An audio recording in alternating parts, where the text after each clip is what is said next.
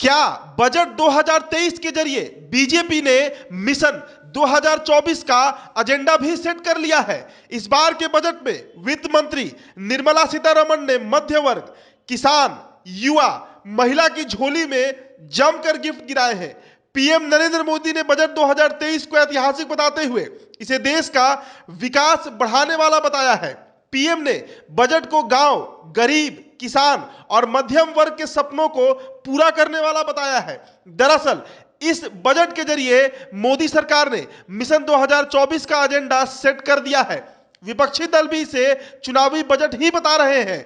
अपने बजट भाषण में निर्मला सीतारमण ने अनुसूचित जाति, अनुसूचित जनजाति, ओबीसी, युवा और महिलाओं के लिए योजनाओं की भरमार कर दी है। हाल के दिनों में भारतीय जनता पार्टी के ये कोर वोटर बन गए हैं।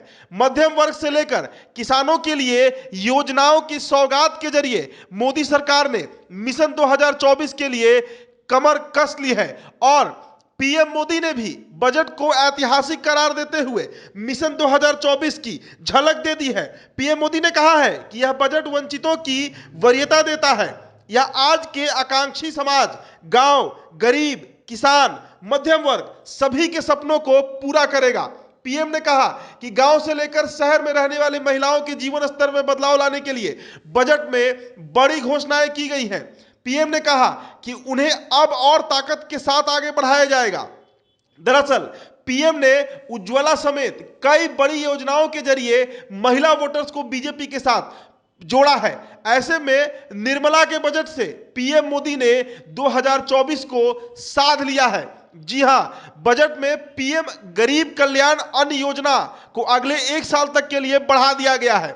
इसके तहत सरकार कुल 2 लाख करोड़ रुपए खर्च करेगी। इस योजना से देश के गरीब को मुफ्त अनाज उपलब्ध कराया जाता है। कोरोना में शुरू किए गए इस योजना के जरिए मोदी सरकार को चुनावों में बड़ा लाभ मिला है। पीएम मोदी ने इस योजना के जरिए 2024 के साथ साथ इस साल होने वाली 9 राज्यों की विधानसभाओं को भी साध लिया है। बजट में महिला सम्मान बचत पत्र लाने का ऐलान किया गया है। इस योजना को 2 साल के लिए लाया जा रहा है। इस योजना के तहत किसी महिला या लड़की के नाम पर 2 लाख रुपए तक का एक बार में निवेश किया जा सकता है। इस योजना पर 7.5% निश्चित ब्याज मिलेगा। इस योजना के तहत जमा राशि में से आंशिक निकासी का भी विकल्प मिलेगा। दरअसल पीएम मोदी ने मंगलवार को बजट सत्र की शुरुआत के मौके पर ही कहा था कि उन्हें उम्मीद है कि निर्मला सीतारमण आम लोगों को ध्यान में रखकर बजट पेश करेंगी। जिस तरह से बजट में महिलाओं को ध्यान में रखा गया है, यह बीजेपी की मिशन 2024 पर ही निशाना है।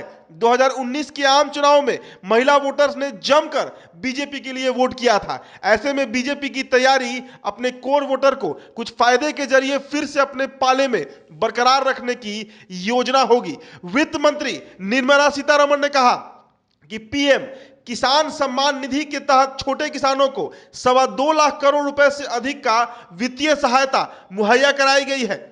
इसके साथ ही करीब 3 करोड़ महिला किसानों को योजना के तहत 54,000 करोड़ रुपए भी प्रदान किए गए हैं। इसके अलावा एग्रीटेक उद्योग को बढ़ावा देने के लिए भी बजट में प्रावधान किया गया है। किसानों को फसलों का पूरा लाभ देने के लिए कई योजनाएं शुरू करने की घोषणा की गई है। दरअसल वित्त मंत्री ने किसानों पर सौगात की बौछार करके एक बड़े वोट बैंक को साधने की कोशिश की है। पीएम मोदी को यह पता है कि 2024 के चुनाव में किसान के साथ बीजेपी के लिए बेहद जरूरी है। ऐसे में उनके लिए योजनाओं की घोषणा के जरिए उन्हें साधने की कोशिश की गई है। साथ ही साथ बजट में रोजगार के मौके पैदा करने के लिए छोटे और मझोले उद्योगों को कई तरह के छूट देने की घोषणा भी की गई है।